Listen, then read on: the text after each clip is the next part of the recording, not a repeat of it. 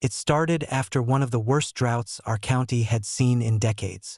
The lake levels dropped, lawns turned to straw, and even the HOA newsletters started carrying water conservation reminders, written in that condescending tone only Karen could manage.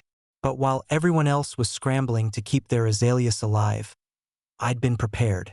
Years ago, I'd installed a series of massive rainwater tanks behind my workshop, big galvanized cylinders that could hold thousands of gallons, fed by rooftop gutters and filtered through a basic purification system. It wasn't fancy, but it was efficient and legal. The county had even given me a small grant for sustainable resource management. The system not only kept my garden green, but supplied water to the community garden down the hill, which I'd been quietly maintaining when the HOA funding dried up. So when I came home one afternoon to find my tanks bone dry and the overflow valves open, I knew exactly who had done it.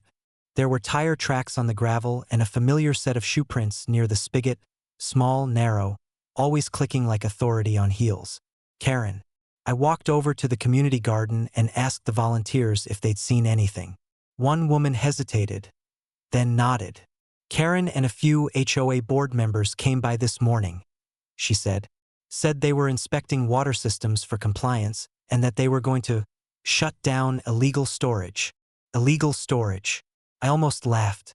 Those tanks were county approved, fully licensed, and doing more good for the neighborhood than her entire board combined. I didn't call her right away. I wanted to see how far she'd go. Sure enough, the next morning, I found a notice taped to my gate claiming that unauthorized water collection and storage violated HOA environmental policy and that my tanks would be confiscated if not removed within 72 hours. I stood there in disbelief, reading the letter twice just to make sure it wasn't a prank. Then I noticed the signature, Karen's looping cursive, stamped with that ridiculous HOA seal. Instead of calling her, I called the county environmental department. The officer who answered knew me by name. When I explained what had happened, there was a long pause, followed by a chuckle. "They did what?" he said. "Drain your tanks? Sir, that's tampering with a registered municipal water source. We'll handle it." Within a few hours, a county truck rolled up my driveway, followed by a deputy. They inspected the empty tanks, took pictures, and wrote up an incident report. I didn't have to say much. The evidence spoke for itself. The deputy asked me if I wanted to press charges, but I said no, at least not yet. I just wanted the tanks refilled and the HOA to leave me alone. But the county had other ideas. Turns out, my tanks weren't just for personal use. The overflow system supplied irrigation for the community garden, which was technically listed under municipal cooperation, meaning that when Karen drained them, she'd effectively sabotaged a county-supported project. The next HOA meeting was held that Friday evening, and I decided to attend for the first time. When I walked in, every head turned.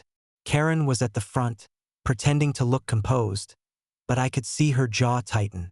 "Mr. Collins," she said in that sugary voice that barely hid her irritation. "We weren't expecting you." "Yeah, I figured," I said, holding up a folded document. "That's because the county wanted me to deliver this in person." I handed it to her, and as she read, the color drained from her face.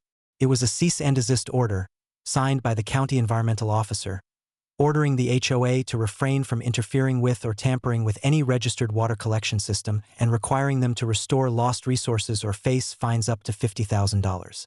The room went dead silent. I leaned forward slightly. "You drained tanks that didn't just belong to me, Karen," I said evenly. "You cut off the water supply for the entire community garden. So congratulations, you didn't just break HOA rules. You broke county law." The next week, trucks from the county arrived to refill my tanks and install additional locks and monitoring equipment, all funded by fines levied against the HOA. The story spread quickly. Neighbors who'd been scared of the HOA's petty enforcement started pushing back, questioning dues, ignoring bogus citations. Karen tried to save face by claiming it was a miscommunication, but everyone knew the truth. A few weeks later, she was quietly removed as HOA president after a closed-door vote. I didn't celebrate publicly, but that night, I walked down to the garden, turned on the irrigation valves, and watched the sprinklers come alive again. glittering under the porch lights. A few volunteers clapped. One woman even hugged me, saying, "You saved the garden." I smiled and told her, "No, Karen did. She just didn't mean to." Now, every time it rains, I stand under the tin awning and listen to the sound of water trickling into those tanks. A simple, steady rhythm that reminds me of patience, persistence, and the irony that the very thing Karen tried to destroy ended up nourishing the entire neighborhood.